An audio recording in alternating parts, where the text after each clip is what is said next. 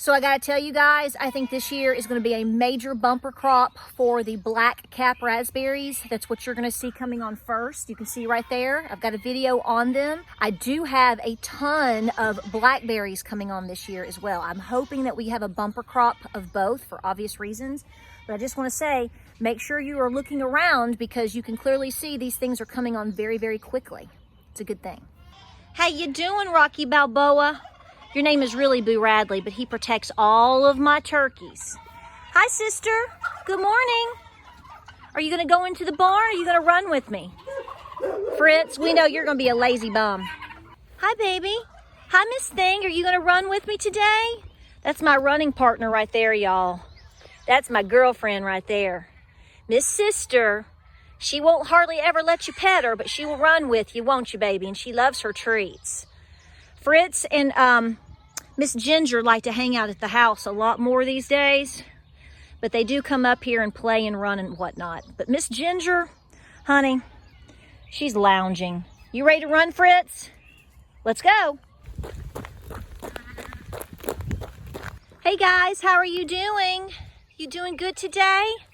Did you get your bellies full? So right there we have Vinny. Watch Vinny run, full recovery, doing great. Oh, look who's coming from the main field. You better speed up, big guy. Well, come on. What you doing, baby? Hey, sister. You gonna get a sip? Honey, I've got you a fresh bucket of water in there. Don't drink this nasty stuff. What y'all thinking? So good morning, guys. Welcome to Appalachia's Homestead. I'm trying to beat the rain. Prayers on that. Hope you're doing great. Hope you've had a great morning. I'm going to drop off a fun video. I'm going to talk about a few things and answer some of your questions. What do you think about that egg? It's at the very front of this video. James brought it in night before last. And he came over to me and he handed it to me and he said, "Look at this egg." And I said, "It's hollow. There's nothing in it. Can you hear it? There's nothing in it." And then he flipped it around and he showed those two, right? Now, I have my opinion on what it most likely is, but here's the thing. If it's a snake, it's an odd behavior, isn't it? Because typically they just take the eggs in as a whole. They don't necessarily go and suck the white and the yolk out, or do they? I think that had it been stepped on, I think it would have been cracked more. Like, you know, it looks like there's a possibility that maybe something stepped on it and went with its feet. But typically when chickens, not always, I guess they could have gotten it from the front, but there would still be all the gook in there, right? All the yolk and the egg and the egg white and all of that. So I'm just gonna drop this off and let you all debate it. I think it, who knows? I've seen all kinds of weird things. So we've only seen one black snake so far this season. Actually, that's not true. I've seen two black snakes. One is living in the roof of our barn right now. Yeah, he's major. James is like, but I haven't seen any at the chicken coop. Doesn't mean they're not there. So I'm just gonna leave that to you here. Tell me what you think that is. So I got my tomatoes all fertilized yesterday, and I got that new fertilizer. I showed it in the video yesterday. I don't have a link to it or anything. I just got it on Amazon. Several of you had said that it worked really great. I'm open to trying new things or additional things as far as fertilizers and natural amendments and things like that. I have all kinds that I keep, including like fish emulsion and organic and blah, blah, blah, blah, blah. So I tried it. I've been working with one for the last 2 years that has worked really well, but this is a new one. So I'm gonna show you how they're doing. I just got the stakes in. I don't even have the water picks in yet because we're a big water pick right now. I don't know what hair I have. I don't know what it's doing right now. So anyway, it doesn't matter. All right, so that's coming up. And my potatoes are coming up. So all I've got to finish is the main mixed garden, but until we get a dry out of a couple of days, it's gonna be hard to finish that. But I'm not stressing. I'm going to give myself all the way up to Memorial Day before I start stressing. Hi, Miss Salt. Good morning. Here's all my mamas and babies. All pending mamas and babies. Some are pregnant, some are not. Some are bred, some are not. Hi, Salt. We'll milk you this afternoon, girlfriend. What is it, Amber? You're always talking. Guys, I got to get in here. Move your booties. I got to get in. Thank you. Thank you. Move your booties.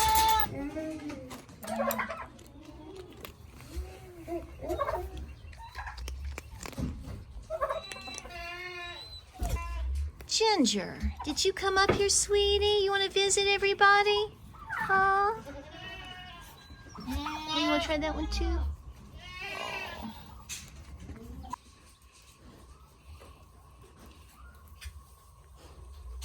Okay, so I'm going to pass along some information. I'm not a doctor, so you do what works best for you.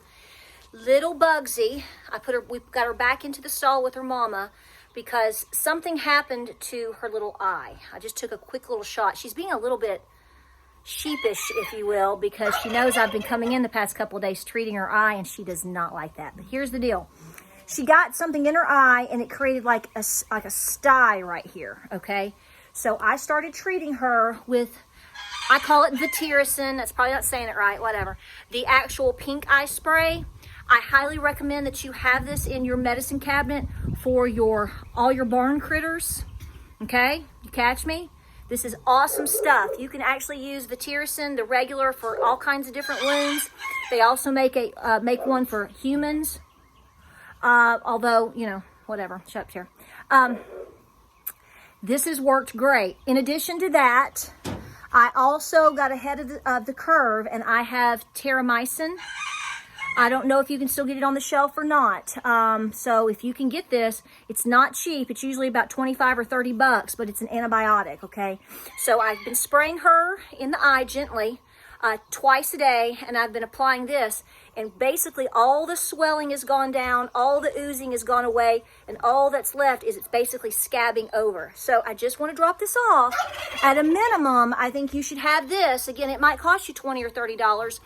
Depending on where you get it. I get it from my farm supply store. It's also available at like Tractor Supply or Amazon and stuff like that. Lasts a long time. I would have this at a minimum. And of course, anytime you can have a backup of any type of antibiotic, it's a good thing. Is everybody happy? Hi, Katniss. Hello, my darling. So I'm really hoping, she's so sweet. I'm really hoping that we make it till the end of the month. Around the 30th or so, until we see any babies. And this is what I've done. We know that we put Rip back over here somewhere in the 1st of January. I can't remember the exact date. And we did that because we knew we were going to have horrible weather coming in.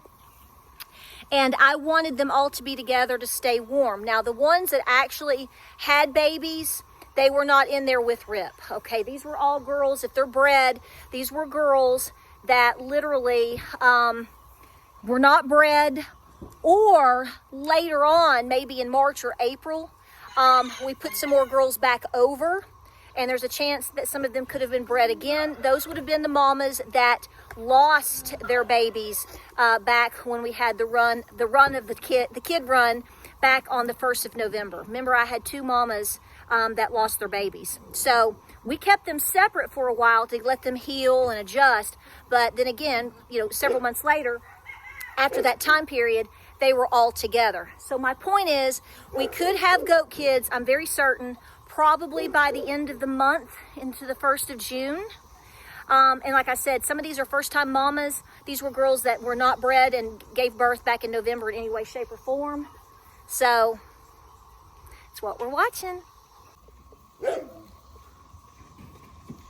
Cochise is really busy today. Look at his backside there. See? Look at that. So that's going to have to be groomed out, brushed out. But look at him. He loves that. He's in the mud again. Cochise, you're cracking us up, buddy. You're cracking us up. So hey guys, welcome to the channel. Welcome back. Thanks for letting me ramble on about all the things we're doing around the farm. And I mean, it is what it is, people. It is what it is. I'm as messy as a smash burger right now. Have you made those? They are so good. I love making those. You smash them down, you use the tortilla, and it's all the trend on TikTok and Instagram and all that stuff, or it was like a year ago or whatever. They're actually quite good. But anyway, I want to talk to you about something because there's a chart that has popped up, and I'm gonna put it on here. Now, I haven't gone to the website and done the research. I've looked at the chart. I've thought about the prices.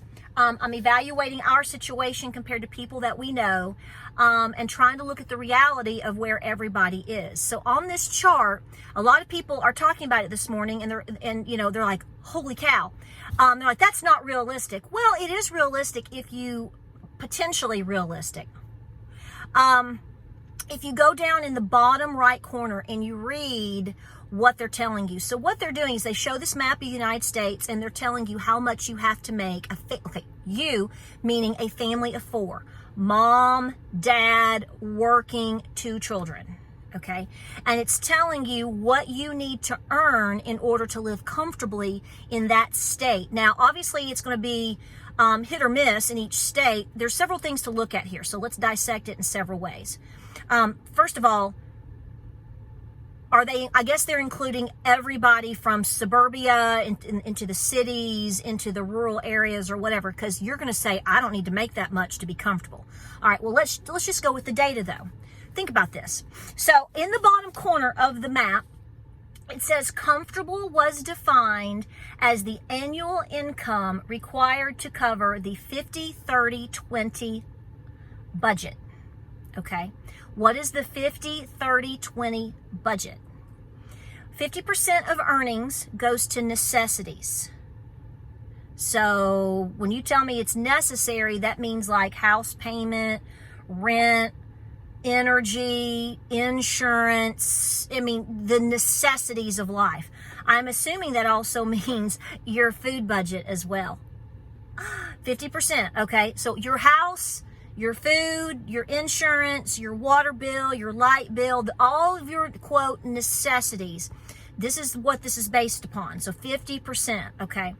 30% is going to discretionary spending. Where y'all going? What y'all doing? You're 30% of almost $200,000, because Tennessee is $196,000. So 30% goes to discretionary spending. I think we've got some whacked out priorities, but I digress. And then 20% goes to savings. Now, I'm all about if you want to save as much money as you can, pay off your debt and save as much money as possible. But what I have a problem with in this survey is, does it really take $196,000 to live in the state of Tennessee? I will tell you that Mississippi was the lowest. It was $178,000. I wrote all this out. California is the second highest at $277,000. Hawaii, is the highest at $295,000. North Carolina is $209,000. Florida is $209,000, and Colorado is $265,000. So I just kind of went around there and went, highest, lowest, here we go. So the state of Tennessee is $196,000. Well, I personally disagree with that. But what I can do is tell you that in order for anybody to get ahead here, you have to make a whole lot more than you used to. I know a young couple that is working their butts off, okay? Both working, no children. And I would have given my 2 front teeth to have made the money that they're making right now. And combined, they are making over at 40 hours a week if they get their full hours. Remember, in a lot of places, in a lot of things, in a lot of situations, people aren't getting more than 20 to 30 hours. So my math, can be a little off. I know one of the husband in the couple works full time, is getting his full hours. The wife is hit or miss, but I'm just going to do the math here. If you're working full time 40 hours, okay? They together are making $85,280 annually right now. They rent, they are saving money, they have minimal debt, and they are working their butts off to try to save up for something in terms of home ownership down the road. Now, they're making good money, in my opinion. The problem is that everything is so doggone expensive. Rent is so expensive, food is so expensive. James and I were just kind of scouring the internet yesterday looking at properties for sale. Small homes, used homes, minimal property. You can, in very rural areas here in Southeast Tennessee area, you're starting, and I'm talking about a house. A trailer is a little bit less, but not much. A trailer, a double wide trailer on like a 1 acre lot, they're starting at like $249,000. Now, I'm sure there's some that are less somewhere. Somebody's got to move their property. I know, I get that. I'm just saying, I looked at several rural counties, not in Knox County where Knoxville is, or down in Hamilton County where Chattanooga is. I'm talking about rural counties that have small county seats, whatever. And you're looking at $250,000 for smaller homes and or trailers on a property. Some of them were going up to like $469,000.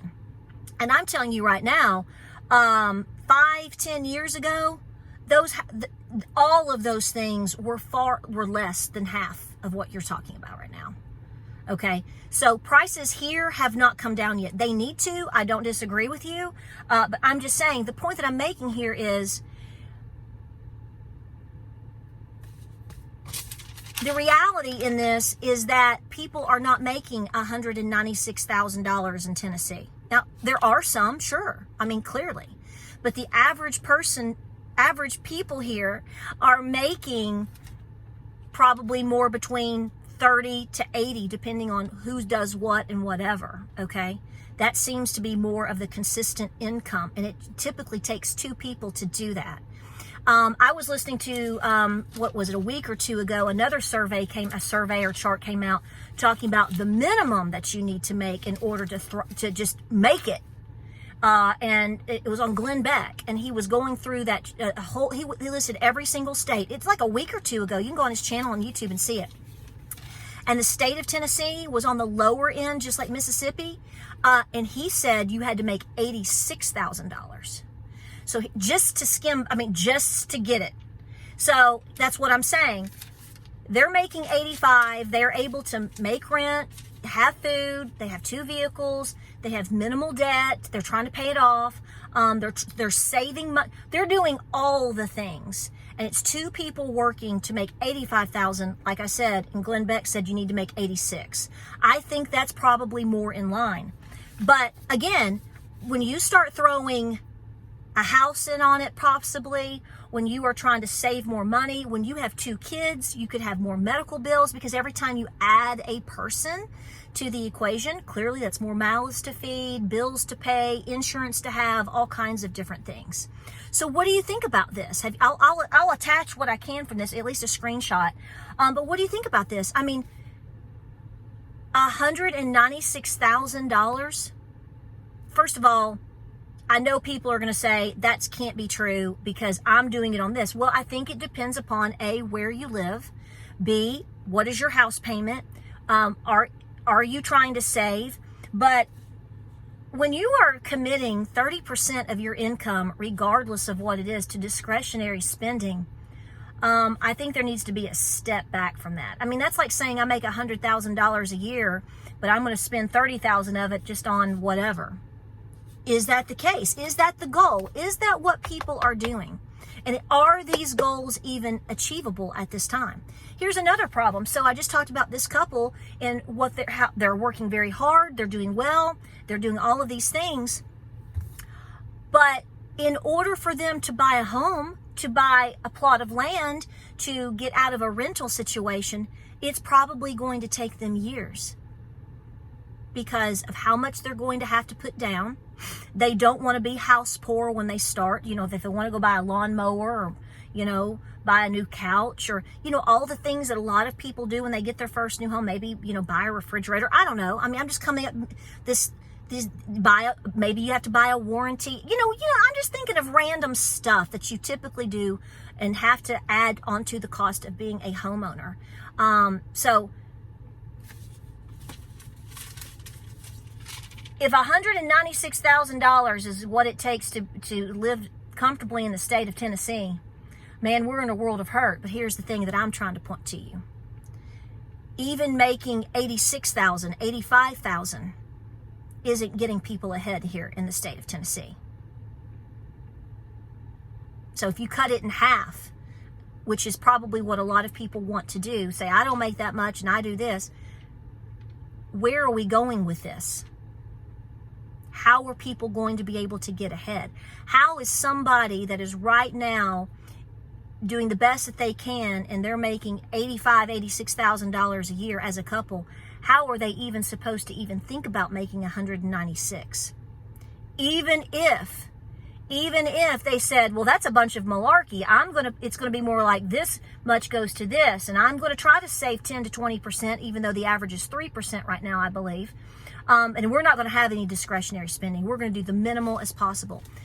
We can sit and argue about what we think it's going to take, and we can argue about what we do versus what we think other people should do. The reality is how are people supposed to make this much money? That's the question here. It's not debating whether this chart is right or this chart is right or this person makes this or that. It is, okay, pick any number. How are people supposed to forge ahead and get these jobs when people are losing jobs? People are having to work 2 and 3 extra jobs. People are coming out of college finding out that they can't get hired. Remember, we've talked about this before. We're in a lot of discussions with our sons about this. So that's a lot of big conversation. So understand what the average person is up against. Tell me your thoughts on this. I thought this was interesting. What does it take to make it now? What is the real number? Obviously, it's going to vary, but I think it's a worthy discussion. And I think that your thoughts on this and your comments down below are going to be incredibly important, because there's a lot of young people that are tuning in and they're trying to figure out what they need to be doing, because they were sold a bit of goods in terms of what they were going to get, and nobody kept it real for them. And that's causing a lot of problems and depression problems amongst young men and women. And I get it. This is why I feel it is so important to be I'm brutal with these boys. I am. I'm brutally honest with them, because I'm like, at some point, you're never going to look to me. You're never going to look to your daddy and say, we didn't tell you. We told you. And we're trying every way possible to continue to tell you. And we're trying to do everything we can to prepare you and to help you and to get you saving money and to understand the times that we are in. It is what it is. We've done this before. Many of you have done this before. We'll do it again, but we can't be in La La Land. Tell me your thoughts. Like, subscribe, and share. I thank you for being here. I hope you have a wonderful day. Thank you for all the support. I love you like I love you like a little kitten. Just a little baby. Tell me what you think. Like, subscribe, and share. God bless and Godspeed. Stay cool out there. Keep preparing. Keep saving. Keep talking. And I'll see you guys in the next video.